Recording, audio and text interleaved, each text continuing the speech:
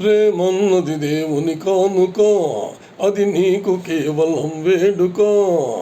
ప్రేమన్నది దేవుని కానుక, అది నీకు కేవలం వేడుక. కృష్ణుడు ఆశపడి రాగా, రాధిక వేరుపడి పోగా.